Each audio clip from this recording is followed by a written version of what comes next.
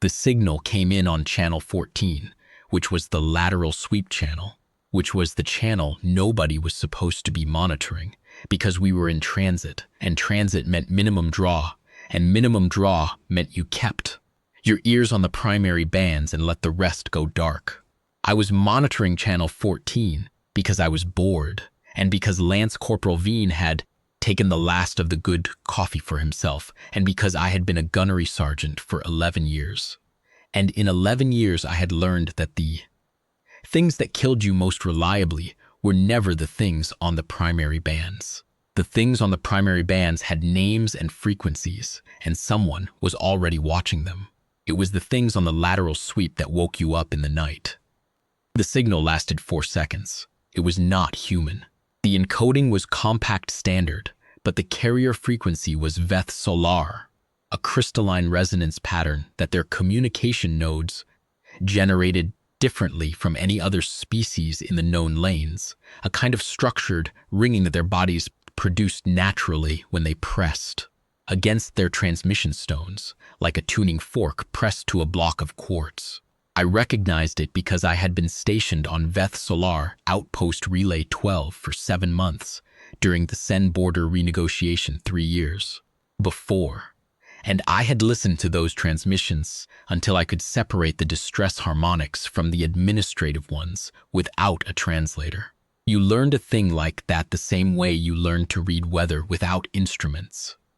By paying attention long enough that your body started, knowing before your brain did. This was a distress harmonic. I sat with it for a moment.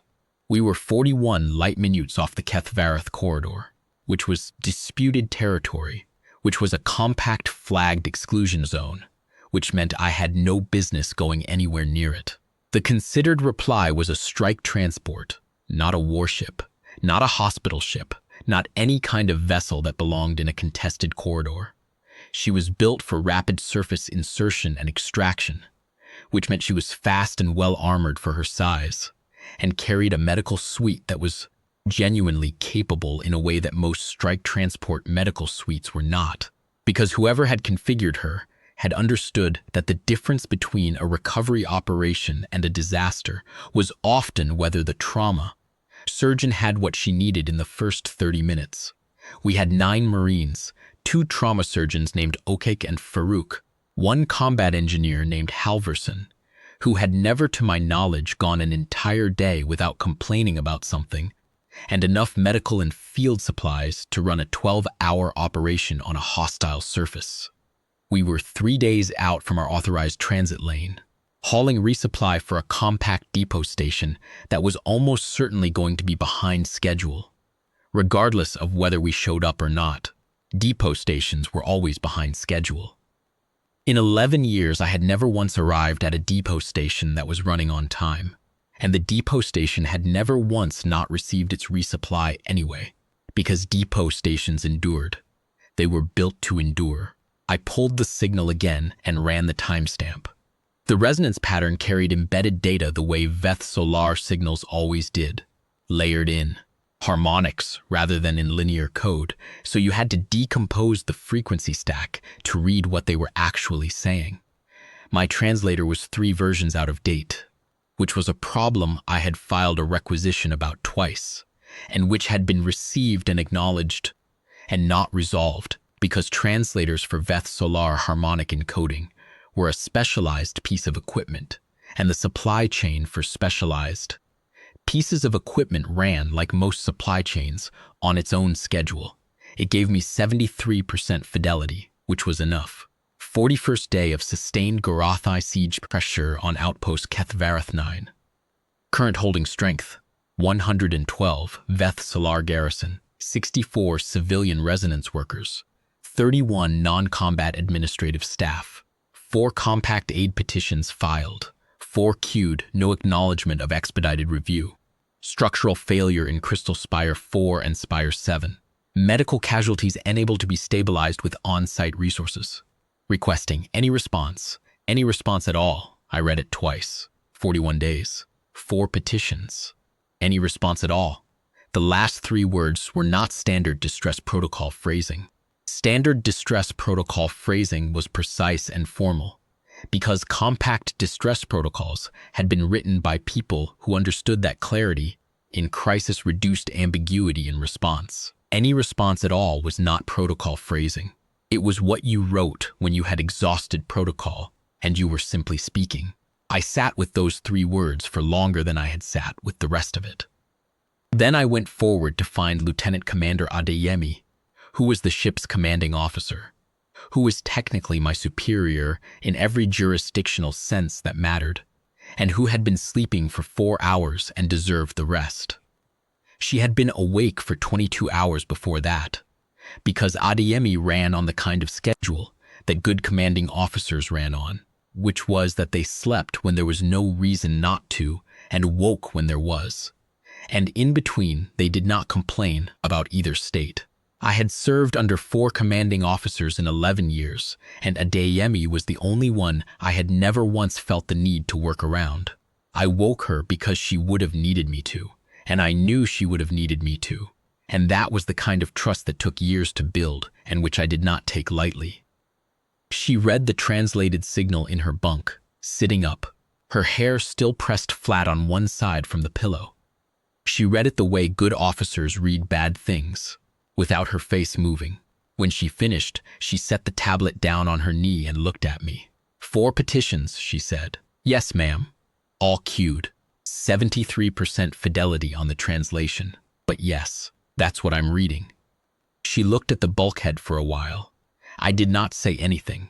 Silence was one of the things I had learned in 11 years to treat as working time. Outside the corridor, the ship hummed in transit, that low, even resonance of a vessel at cruise. And beyond that was the silence of 41 light minutes of deep corridor. And beyond that, somewhere, 177 crystalline beings were pressing their bodies against transmission stones and screaming into a queue that nobody was clearing. I thought about that queue. I thought about whoever sat at the compact processing station where the 4 petitions had landed, and what they had read, and what they had done. And I tried to do it without judgment, because judgment was not useful, and operational clarity was, but I was not entirely successful. We are not authorized for the Keth-Varath corridor, Adeyemi said. No, ma'am. We are a strike transport with a medical complement and a marine squad, not a relief vessel. That's also correct, ma'am. If we divert, we violate 3 separate compact transit agreements and potentially trigger a review of our depot authorization. I know. She looked at me. I looked back. How long since the signal was broadcast? She asked. Given the time-stamped encoding and our position, I'm estimating the signal is at minimum 11 days old. This wasn't their first one. They filed 4 petitions before this. This is whatever they had left. Adeyemi picked up the tablet again. She looked at the translated text one more time. I could see the place where her jaw tightened, the small tell that she had, that she probably didn't know she had, that told you she had finished thinking and had decided. Get the squad up, she said, and wake Halverson. Tell him to start his pre-drop inventory. Don't tell him why yet. Just get him moving. Halverson's better when he's already moving, and the problem finds him than when the problem is. Explain to him in advance, and he has time to construct objections. Yes, ma'am, and Dass. Ma'am, log that I gave this order. I wanted on record that this was a command decision, not yours. I already knew she would say that, and I was already grateful for it. And I did not tell her either of those things. I just turned and went to wake my squad. We had 6 hours before we reached divert range. I spent 3 of them going over what we knew about Veth-Solaar physiology, which was not as much as I would have liked. They were crystalline, not in the metaphorical sense that some species used, meaning hard or cold or rigid, but in the literal physical sense. Their bodies were a kind of organized silicate structure, semi-translucent, capable of producing and receiving sound in ranges human hearing couldn't catch without augmentation. They grew in communities called choirs, which was also not a metaphor. The resonance their bodies produced was genuinely harmonic, and a healthy Veth-Solaar community produced a constant low chord that shifted with their emotional state, their work, their communication. When they sang, they were talking. When they talked, they were singing. The distinction didn't exist for them, the same way that breathing and living were not separate activities for a human. One was simply the physical expression of the other. Their language was sound, and their sound was language, and their language was their health. So that when a community's cord fractured, when the harmony broke into that rising, unresolved, overlapping distress pattern, it meant something was physiologically wrong, as much as something was communicatively wrong. The distress harmonic was their body telling them something their words could not. I had heard that sound once on Outpost Relay 12, when a maintenance accident collapsed a residence chamber and trapped 4 workers. The whole outpost had shifted key in under 3 seconds. By the time the rescue teams got the chamber open, the rest of the community had moved physically closer together, pressed against each other's surfaces, sharing resonance the way a human community shared warmth in the cold, each body supplementing the others. The cord holding because they were holding it together. The sound they made while their people were trapped inside was not a sound I had been able to describe adequately in my incident report, and I had written incident reports for 11 years. What I had tried to write was, it sounds like a song that is in the middle of becoming something else and cannot, and so it keeps trying, and the trying is what you hear. What I had written in the final report was, the frequency produced by a Veth-Solaar community in acute distress is unlike any other distress signal in the known lanes, because it does not decrease in intensity as hope diminishes. It increases. They sing louder the closer they come to the end. That was what we were flying toward. A choir that had been singing louder for 41 days. Halverson found me in the bay at hour 4, going over the medical supply manifest with O'Cake. Halverson had a way of finding people he wanted to talk to that did not involve announcing himself, which I had sometimes found professionally inconvenient, and which I had long since stopped trying to correct. He stood in the doorway with his arms crossed and looked at the medical crates being inventoried, and then at me. "We're not going to the depot station," he said. "No." "Where are we going?" I told him. He was quiet for a moment in the way that Halvorsen was never quiet, which meant he was thinking something he wasn't sure he should say out loud. Halvorsen always knew what he thought. The delay was never about finding the thought. It was about deciding whether the thought required the conversation that would follow. "The Garathi siege lines," he finally said. "We've looked at the Garathi siege lines. I've looked at them. And they're there, and we're going anyway." He nodded slowly, which was not agreement exactly, but which I had learned over 4 deployments to recognize as Halvorsen accepting a situation he did not like. He was a remarkable engineer and a good man, and he complained constantly, and he had never once, in 4 deployments, failed to do what the situation required. I valued him more than I ever told him, because telling him would have given him something to argue about, and we did not have time. "Crystal structure environment," he said, thinking out loud. "Failing spires. I'll want to assess the resonance load on the compromised members before I touch anything. If the community is maintaining a distress harmonic, the sonic stress on the spires is significant. It's not just mechanical siege damage. It's also vibrational fatigue. The two compound each other." "Good. Tell me what you need from the manifest." "I need to think. You have 2 hours. Think quickly." He made the face he made when he was told to hurry, which was a face I knew well.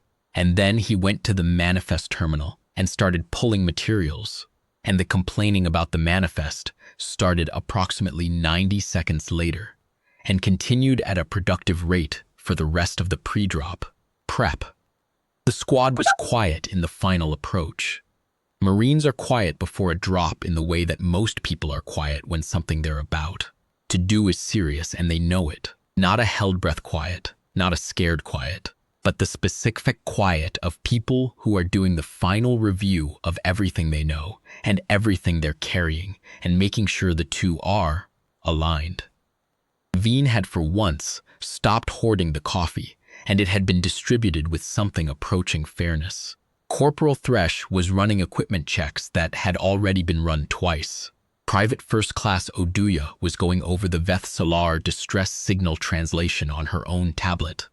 Not because it was her job to understand it, but because she was the kind of person who wanted to understand the thing she was going toward. She read the way she did everything, without hurry, without performance, as if understanding was just the minimum standard for showing up. She looked up when I walked past. Gunny, these crystal structures, when they're failing, is it fast? Depends on the stress load. Sustained siege weaponry impact, probably slow degradation over days. What they're describing in the signal, spires 4 and 7, that's likely compromised resonance chambers. Structural, not catastrophic. Halverson will assess when we're down. But they could go. They could. She looked at her tablet. And the choir, the sound thing, is it really like that? They're louder when it's worse? Yes, she absorbed that. That's a hard thing, she said quietly, to get louder when there's less reason to. Yes, I said. It is. She nodded and went back to her reading, and I kept walking.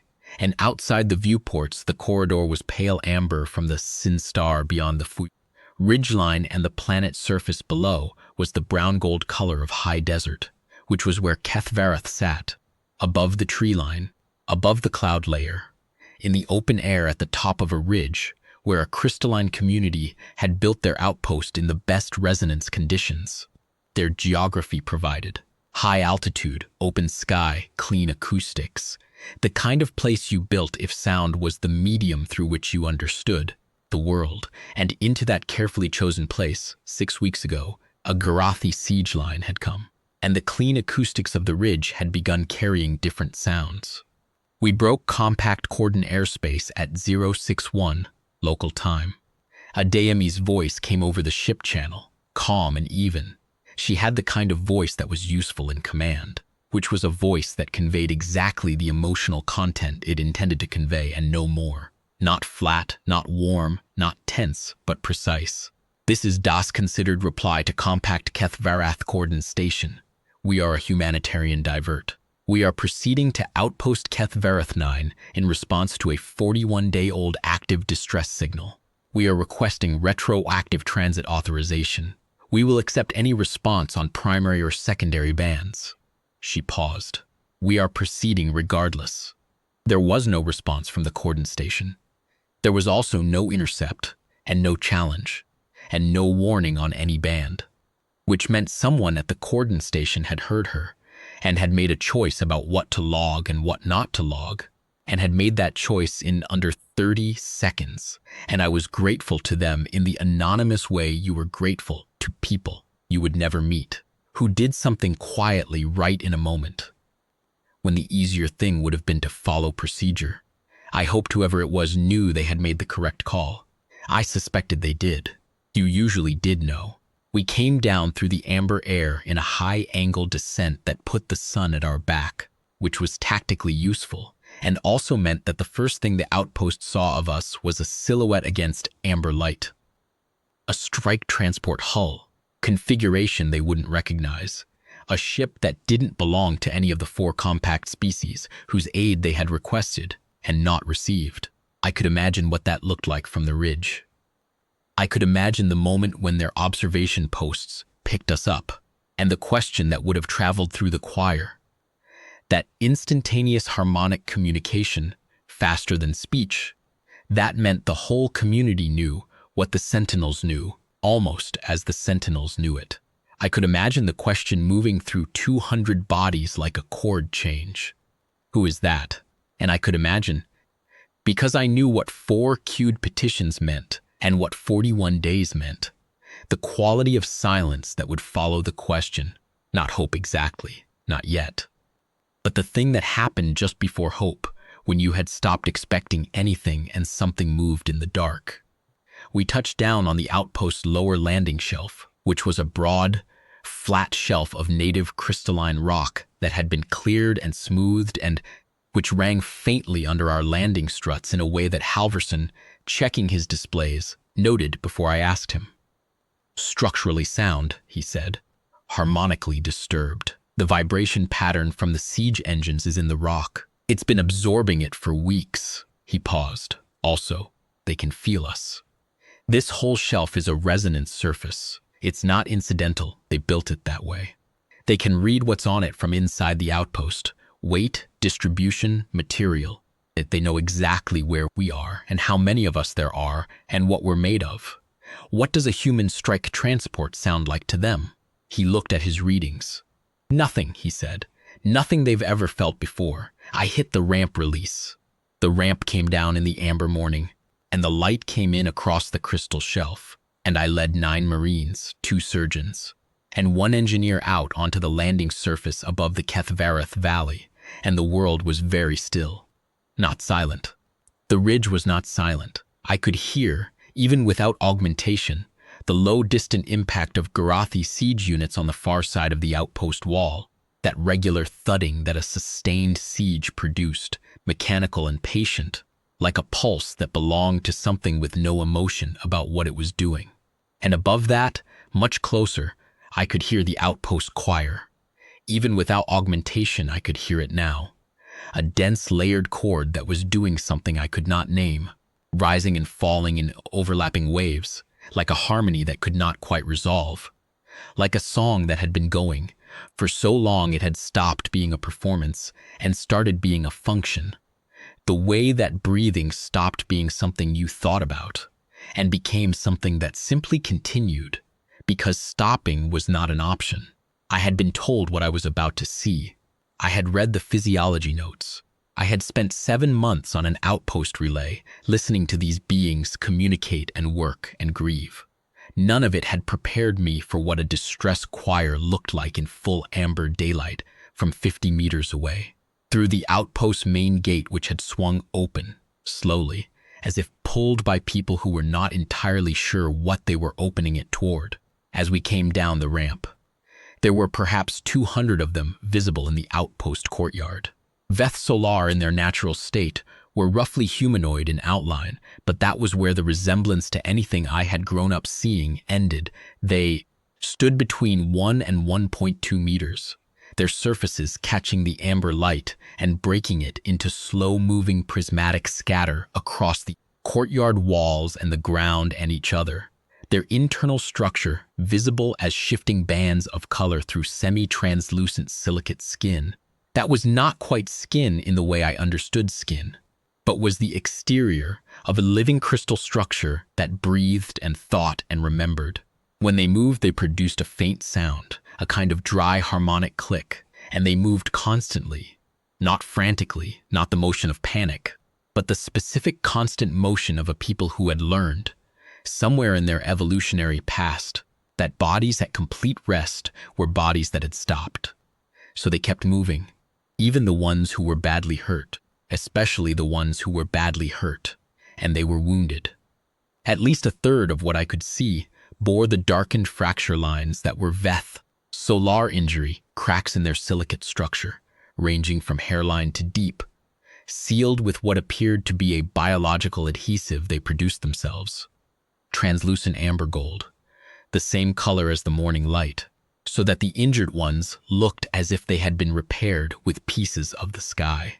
The ones who were most severely hurt were clustered at the center of the courtyard, where a secondary structure that might have been a medical bay had been set up from whatever the outpost had available.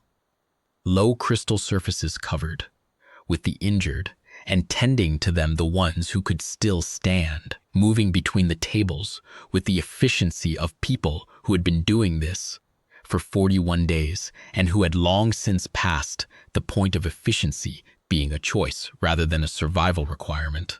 They were all facing the gate. All of them.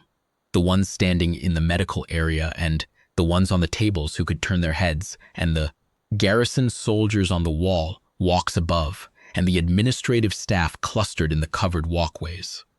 200 crystalline beings, catching the amber light and scattering it, all oriented toward the gate and the ramp and the 9 humans and the 2 surgeons and the 1 engineer who had come down it. The choir sound had changed when the ramp came down. I had felt it before I understood it, a shift in the harmonic that moved through the crystal shelf under my boots, up through the soles of my feet, into the bones of my legs and the floor of my chest, Not like sound exactly, but like the memory of sound, like something the body recognized before the ears did. And then the wavering, overlapping, unresolved chord. The thing I had been hearing since we came within range, the 41-day distress signal. The choir singing louder because that was all they had left, had stopped, not silence. Something between one sound and the next, a breath before a word, 2 seconds, 3, and then it came back different. I cannot describe what a Veth-Solaar choir sounds like when it is not in distress. I am a Marine non-commissioned officer, and I write in the kind of language that gets used in incident reports and operational logs and after-action summaries, and what I heard on that crystal shelf when the chord came back does not fit in any of those vocabularies. It was louder than the distress harmonic had been. It was much louder, and it was fuller, and it was doing something that the distress harmonic had not been doing, which was that it was resolving. The overlapping, unaligned waves finding each other, the individual voices locating a shared frequency the way compass needles all find north when something stops, interfering with the field. The harmony opened, the chord found itself, and what it found, in that amber morning on the crystal shelf of a besieged ridge outpost, was something that I had the translator play back 3 times that evening in my bunk before I accepted that I was not mishearing it. It sounded like relief. It sounded, if a sound could carry this, like the specific physical sensation of something you had been holding for 41 days being set down. Private Oduya, standing at my right shoulder, said quietly and without theater, "Oh." Corporal Thresh at my left said nothing, but when I glanced at him, his jaw was set and his eyes were bright in the amber light, and he was looking at those 200 crystalline beings the way a person looked at something that they knew they would be trying to find language for the rest of their life. I said nothing. I walked forward. What happened in the next 14 hours is the kind of work that I am better at describing, because it was work I understood. O'Cake and Farouk moved into the medical bay within the first 20 minutes, directed there by what turned out to be the outpost's senior resonance healer, a Veth-Solaar named, as near as my translator could approximate, Keth-Varath, which my translator flagged with a note that the name was a functional title compound and might be rendered as something like the note that holds when others fail. She had been running the medical station since the first week of the siege, without resupply, without compact support, with the resources of an outpost that had been provisioned for administrative and resonance research purposes, and not for 41 days of combat casualty care. She was cracked across one shoulder in a long diagonal fracture line that she had sealed herself. Amber gold, adhesive, the same she used on everyone else, and she was upright and moving, and her harmonic, when my translator processed it, read as functional but diminished. She was running on what she had left, and she had made a careful accounting of what that was, and she was spending it, precisely. When she saw O'Cake and Farouk with their surgical kits, she made a sound that my translator processed for a long moment, and then gave as, "Query urgent need verification," which I understood to mean she was asking whether they were what they appeared to be, because 41 days of being told help was coming, and having no help come, had presumably made her careful about what she was willing to believe. O'Cake, who was the most capable trauma surgeon I had ever watched work, and also the most direct human being I had ever met, said without preliminary, "Show us your worst cases first." My translator gave it to her. She held still for one moment, one of those 2-second pauses that I was learning to, read as the Veth-Solaar equivalent of a deep breath. And then she showed them. Halverson went to Spire 4 within the first 30 minutes. I sent Corporal Thresh and 2 Marines with him, not because I expected the Spire to be actively contested, but because it was in the forward section of the outpost wall, and the forward section was where the siege pressure was most concentrated, and because I did not send Halverson anywhere alone when there was a tactical situation in progress. Halverson assessed the Spire in 11 minutes, which was fast even for him, and came back to me with a materials list and a running commentary on the resonance load analysis that I processed for operational purpose and filed the detailed portion of for later. He started fabricating anchor hardware on the landing shelf while the Marines watched the wall, and the Garathi on the other side of it continued their patient thudding. The Garathi knew we were there. They had watched us come down, but they were running a siege doctrine against a static target, and siege doctrine was not designed to react quickly to new variables. It was designed to be patient and consistent, and to win through sustained pressure over time. And that patience and consistency was, for the moment, still functioning. They were logging us, deciding what we meant. I had a window. The thudding was a problem I needed to address before it became a worse problem. I had 9 Marines. The Garathi siege line was not a military force I could neutralize, and I was not trying to.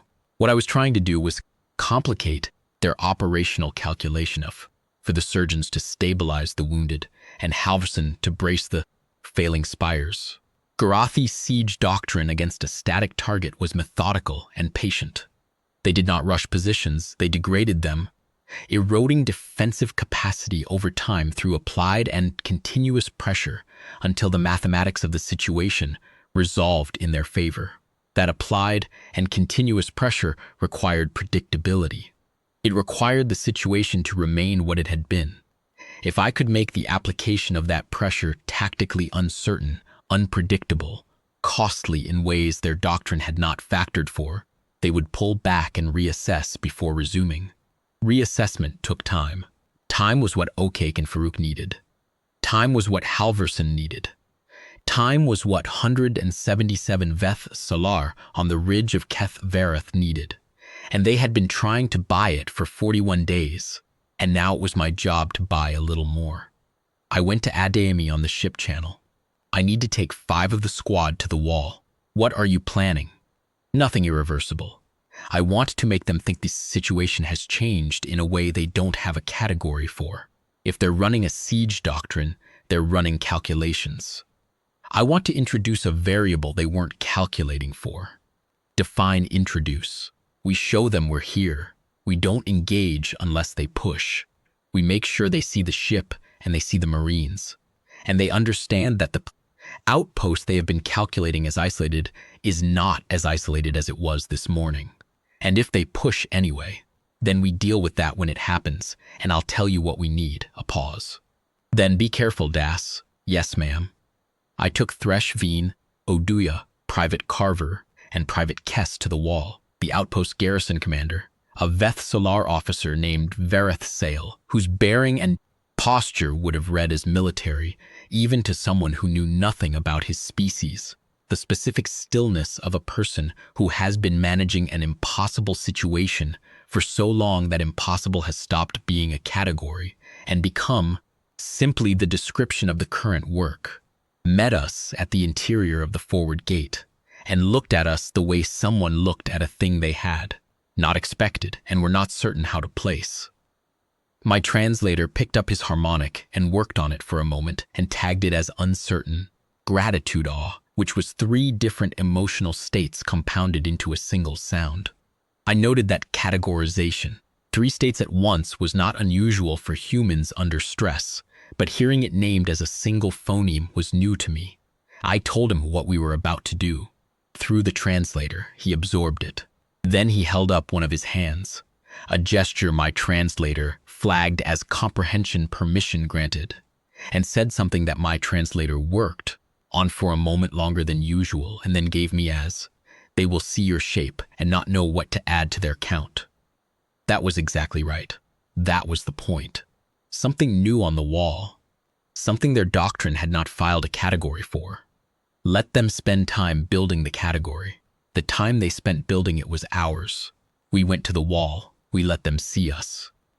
I do not know what 9 human Marines looked like to a Garathi siege unit that had been methodically working a Veth-Solaar outpost for 6 weeks and had not seen any of the 4 species it had expected to see respond. I know what the effect was. I watched it through the wall walk sensors. 3 minutes of unusual activity in the siege line, the thudding stopping, communication frequencies lighting up, then movement, not advance, not retreat, but the specific movement of a force rearranging itself while it decides what it has encountered. And then the thudding did not resume, and the movement gradually, over 40 minutes, shifted from rearrangement to withdrawal, 200 meters back, methodical. No panic, no rout, just a force that had decided the calculation needed to be run again before the pressure was applied again. 200 meters was enough. 200 meters was what we needed. Halverson, when I told him the siege line had pulled back, made the face he made when something had gone better than expected, but he did not want to commit to optimism. He had 3 anchor systems installed in Spire 4x6, and 2 of them were redundant, and he was in the middle of a detailed and energetic argument with Corporal Thresh about the load distribution geometry of the structural cables. An argument that I assessed as productive because both of them kept making marks on their engineering tablets while they argued, which meant the argument was how they were solving the problem. O'Cake found me at hour 9. He had the look that surgeons had when they had been in a medical bay for 9 hours, and the work had gone in directions that required more of them than they had planned to give. He sat down on the crystal shelf outside the medical entrance, and I gave him water from my kit, and he drank it without, seeming to notice it, and then he told me the count. 47 of the wounded Veth-Solaar were stable. 11 were improving faster than he had initially projected, which he attributed to the interaction between his interventions and Keth-Varath core, resonance healing, which he described as genuinely therapeutic, in ways that his training had not prepared him to model, but which he had chosen to trust because the outcomes were tracking ahead of his projections, and trusting outcomes that were ahead of projections was not something he was inclined to argue with. 12 were in the category he was calling managed uncertainty, which meant they were alive, and he was not prepared to make promises he could not keep, but he was working. 3 had not survived the day. He told me those 3 last. The way you told a commanding officer the worst information last, not to soften it, but because you wanted them to have the full picture before they had to sit with the worst of it. Those 3 had been the most severely fractured. Structural injuries, deep, not hairline, in locations that compromised core resonance chamber function, that had gone too long without the kind of intervention their biology required. His skills and Keth-Varath cores combined had not been enough for them. He was precise about this, and he did not offer reassurance or excuse, because O'Cake never offered reassurance or excuse, and that was one of the things that made him trustworthy. Farouk is still in there, O'Cake said. He won't come out until the last managed uncertainty case is reassessed. Tell him to eat something.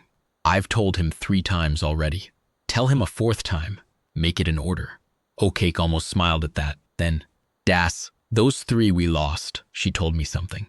Keth-Varath Kur. Through your translator, she said they had been. The phrase she used was lowering their key, reducing their resonance output, to conserve structural integrity, minimize vibrational load on their own fracture lines. They had been doing that for days, holding themselves very quiet, very low, trying to last until something changed. He stopped. He looked at the amber sky for a moment. She said they started to go in the last 2 hours before we landed. I waited, and she said they heard us coming. On the shelf, they felt the weight of the ship on the resonance surface. And she said they raised their key again. 3 who had been holding themselves very quiet for days, and who, when they felt something that might be hope on the shelf beneath them, had raised their key again one last time and had not made it to the ramp. I sat with that for a long time. I sat with it the way you sat with the things that did not have a resolution. Not because the feeling was too big, but because the feeling was exactly the right size for the fact, and the fact deserved to be felt at its actual size before you moved it to the place where you kept things you couldn't put in reports. We got there, I said, because there was nothing else to say that was also true. Yes, O'Cake said, we did. He went back inside. I went back to the wall. The problem I had been managing in the back of my operational awareness came forward at hour 11. Private Kess had been on the wall rotation, east side. The Garathi reassessment period had extended well beyond what I had projected. They were still 200 meters back, and the movement patterns I was reading through the wall sensors suggested they were waiting for command guidance, which meant someone in their hierarchy was looking at the new information and deciding what it meant and what to do about it. That was tactically favorable. It meant the decision-making cycle was running, which meant the cycle was eating time, and time was still the thing we were buying. But at hour 11, a forward unit stopped waiting for the cycle to complete. I don't know if it was a junior commander running his own assessment or a deliberate probe to measure our response threshold. The distinction mattered professionally and not at all practically, because what it was in practical terms was 4 Garathi on the eastern wall. Approach, moving with the specific purposefulness of a unit that had decided to find out what would happen. Kess was there, and Carver. I will write this next part in the plainness that the facts deserve, because plainness is what I owe to the facts, not economy. Kess and Carver held the eastern wall approach. The engagement lasted 90 seconds. At the end of 90 seconds, the fire team had withdrawn, and Kess was down with a penetrating injury to her left side, and I was already on the channel to Okiki. Okake assessed her in the medical bay doorway before they had her fully on the table as serious, manageable, not immediately life-threatening if managed promptly. He managed it promptly. Kess was out of the engagement. She was furious about it in the specific way that Marines who were very good at their job were furious about being sidelined by injury, which was to say she was furious in a very quiet and controlled way that was worse than shouting. Carver had 2 cracked ribs from a glancing impact and told me when I reached him that it was nothing. I put a formal note in my operational log that his pain tolerance exceeded standard assessment parameters and that this was professionally useful and personally frustrating in equal measure. The Garathi did not probe the wall again. I think they had their answer. I think the answer was, this is not a defensive position waiting to be worn down. This is something else. And whatever the something else was, they were not going to resolve it by continuing the probe. By hour 13, Halverson had completed bracing on Spire 4 and submitted his structural assessment of Spire 7, which was in better condition than the distress signal had indicated. The resonance fatigue on the crystal members was significant but manageable, and the primary failure risk was at the base, not the upper chamber, which meant the repair approach was actually more straightforward than he had feared, which he told me in the tone of someone who was mildly disappointed not to have a harder problem. He fabricated the anchor systems in 90 minutes, improvised the resonance dampening compound from materials in the outpost's own repair stores, in combination with a component from his fabrication kit that he was quite certain was technically outside its specified application parameters, and applied the compound with Keth-Varath core, providing guidance on the harmonic properties of the target material in a collaboration that the translator handled imperfectly, but which produced a clean result. By hour 13 and a half, Farouk had reassessed all 12 managed uncertainty cases. 10 were stable. 2 remained in uncertainty. He stayed with them. At hour 14, I walked the outpost perimeter with Veth-Solaar. We did not speak much. The translator did its imperfect work when we needed it, and we needed it less than I expected, because we were both people whose primary mode of communication was what we did and where we were and how we moved through a space. We walked the interior wall. We looked at the braced spires, which Halverson's anchor systems had already changed the sound of. The resonance fatigue pattern was different, the harmonic less strained. Veth-Solaar ran one hand along the anchor cable at the base of Spire 4 as we passed it. He made a sound. My translator gave it as acknowledgement of structural integrity restored. We walked past the medical bay. The sound coming from inside was different than it had been when we arrived. Not quiet. Veth-Solaar were never entirely quiet. The constant low background of their body's resonance was always present, but lower, more ordered, less fractured. The distress overtones had receded. What remained was the sound of people who were hurt and being tended to. We walked to the outer wall and looked east, toward the ridge line, where the Keth-Varath position was still 200 meters back and still, calculating. The amber afternoon had shifted toward something deeper, the Sen star lower on the horizon, the light at that angle that turned everything gold, and the crystal surfaces of the outpost caught it and scattered it in long, prismatic fingers, across the courtyard and the wall walks and the rock of the ridge. Veth-Solaar stood beside me and looked at his outpost in that light. His harmonic was not the distress pattern. It was not precisely anything my translator could give me a word for. It was in the register I had heard once before, 3 years ago on Outpost Relay 12, on an ordinary administrative afternoon, when nothing particular was happening, and the community was simply being what it was. It was the chord of a thing at rest. We loaded our equipment at hour 14 and 30 minutes. Kess went up on a stretcher, stable, and making it clear through her expression that the stretcher was a temporary indignity she was documenting for future reference. Carver walked up the ramp on his own, which I had told him not to do, and which I had not prevented because he was managing his pain and his two cracked ribs and his need to walk up that ramp under his own power with a professionalism that I respected even when I was professionally required not to say so. Okake and Farouk came up with their surgical kits and the specific exhaustion of people who had spent 14 hours doing the work that the situation required and who were not finished thinking about it. Halverson had already begun his post-operation materials complaint at hour 13 and 45, which I had taken as a positive sign because Halverson's complaints about materials were how he processed successful operations. When the operation had gone badly, he didn't complain. He went quiet, which was much worse. The outpost choir was singing. I want to be exact about this. The choir was singing, not the distress harmonic, not the unresolved rising, overlapping cry that had been going for 41 days, that had found its way onto my channel 14 at 41 light minutes and woken me out of boredom and set all of this in motion. What the choir was singing now was the thing that had begun when the ramp came down in the morning, the thing that had been building through the day as the surgical teams worked, and the spires were braced, and the siege line held its 200-meter distance. The thing that my translator could not give me a single word for because it was not a single thing. It was the collective sound of a community that had been fracturing for 41 days and had been given something to cohere around. It was louder than the distress harmonic had been, substantially louder, not painful. The frequency range was different.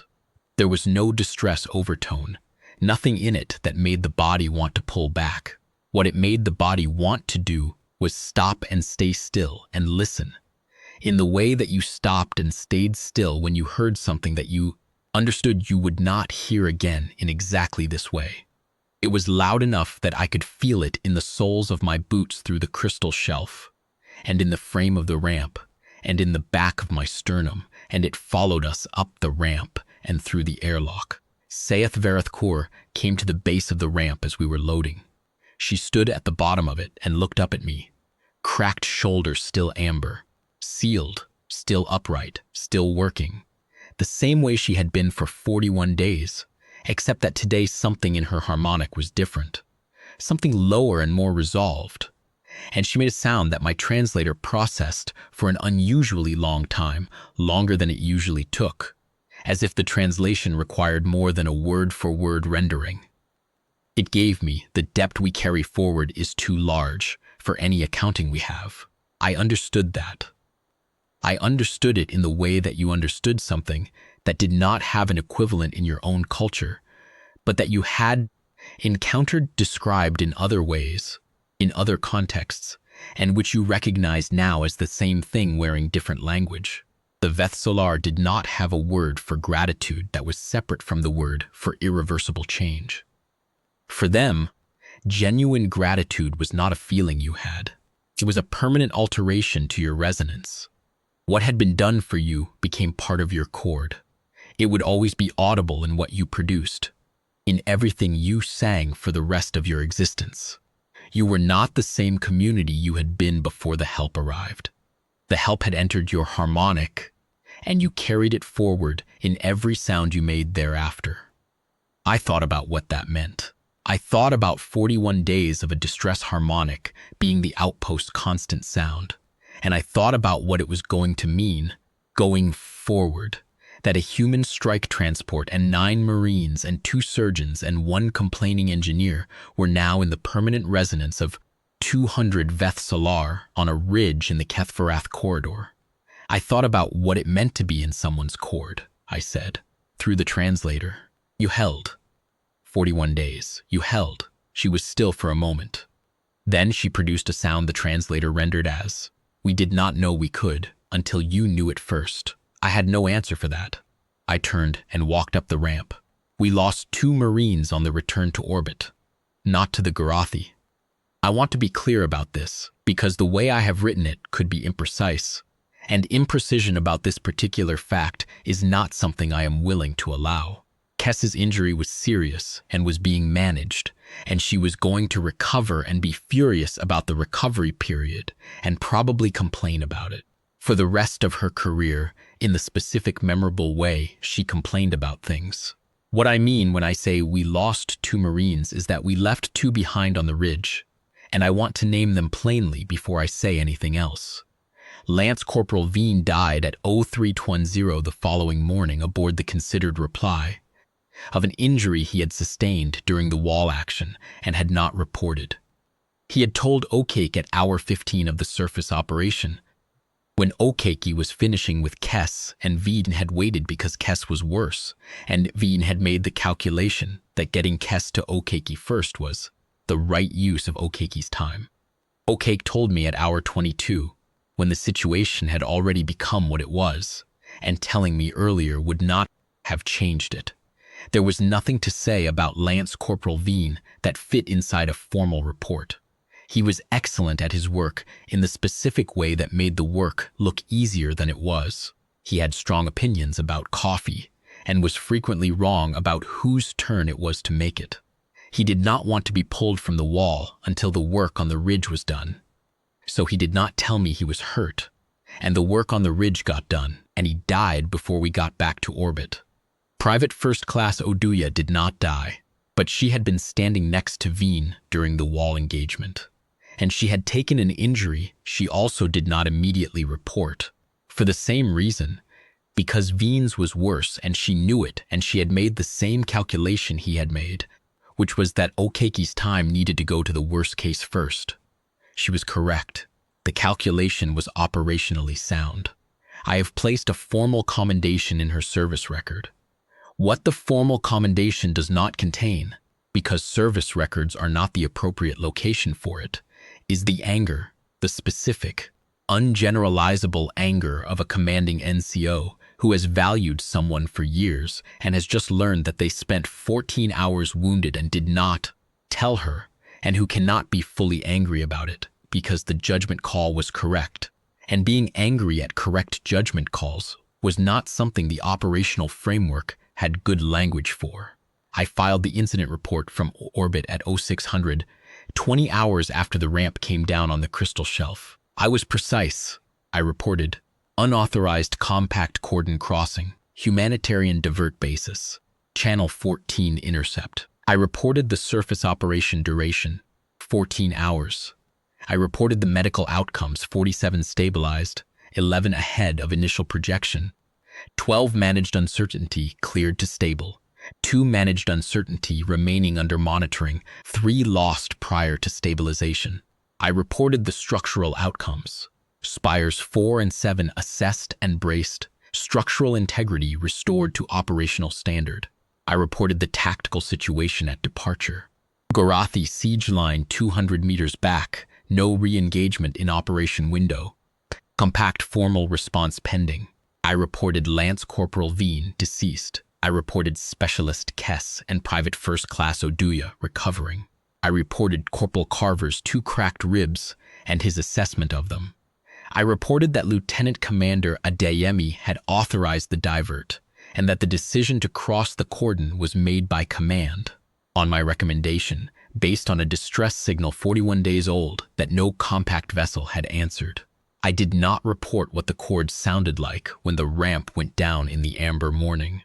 I did not report what Keth-Varath said at the base of the ramp when we left, because my translator's 73% fidelity felt, in that moment, like an insufficient instrument for capturing it in a document that would be read by people who had never stood on a crystal shelf and felt a community's distress harmonic shift into something else beneath their boots. What I reported in the final line was, signal was received on Channel 14 during transit, lateral sweep, outside authorized monitoring protocol. Recommend operational review of channel monitoring restrictions during non-combat transit. Adeyemi read the full report before she transmitted it. She added one line in the commanding officer notes field at the end. It read, the Veth-Solaar community at Keth-Varath 9 sent 4 aid petitions in 41 days. All 4 were queued. This vessel answered on humanitarian divert. Recommend expedited compact review of distress signal queue prioritization criteria. Recommend that the compact formally examine what authorized response means when the authorized channels are not responding. Then she transmitted it and we flew on, and behind us the Keth-Varath ridge sat in the amber evening, and a choir was singing something we had no word. 4. The review board cleared the divert. The cordon crossing was formally acknowledged and formally deemed within humanitarian exception parameters, which was the compact's way of saying that what we had done was correct without saying that they had been incorrect. Adeyemi's note was logged and forwarded to the Compact Distress Response Working Group with a recommendation of review. I was told the recommendation had been received and acknowledged. I did not follow up on what happened after that, because following up on Compact Working Group recommendations was not my lane, and because I had learned, in 11 years, that some things you did and then released, and the releasing was part of the doing. Corporal Thresh asked me, on the 3rd day of our return transit, what I thought the Veth-Solaar had felt when the ramp came down. Not what my translator had recorded, not what the harmonic analysis said, what I thought.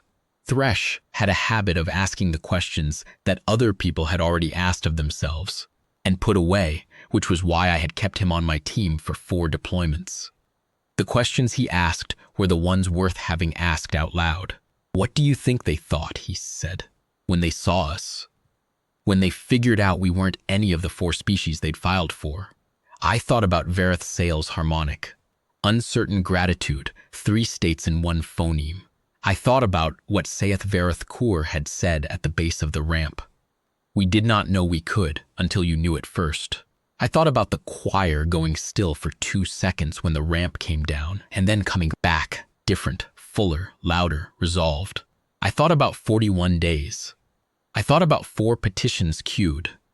I thought about 3 who had raised their key when they felt the ship's weight on the shelf and had not made it to the ramp. I thought about what it meant to be in someone's cord permanently. I think they'd been singing at the sky for 41 days, I said, and nothing answered. And then something answered that they didn't have a category for. And I think when you've been singing that long, and something finally answers, you're not particular about what kind of thing it is. You just know that you were heard. Thresh sat with that for a moment. The corridor hummed around us at cruise, that low, even resonance of a vessel at transit, a sound I had lived inside for 11 years without ever thinking much about it. It's something, though, he said, that we're the thing, the ones that answered. It is, I said. He nodded and went back to his equipment check. I went back to the incident report revisions I'd been requested to provide. Outside the viewport, the Keth-Varath corridor was behind us and growing smaller, and on a ridge inside it, 41 light minutes back and receding, a crystal outpost was standing in the amber evening and ringing like it was trying to be heard across the distance between what it had been and what it was now. I keep channel 14 open. I keep it open on every transit in violation of the minimum draw protocol. Because minimum draw protocol was written by people who assumed the primary bands were where the important things traveled. I have found, in 11 years, that the primary bands carry what people expect. It is the lateral sweep that carries what people forgot to expect. If there is something on the lateral sweep, I want to be the one who is listening.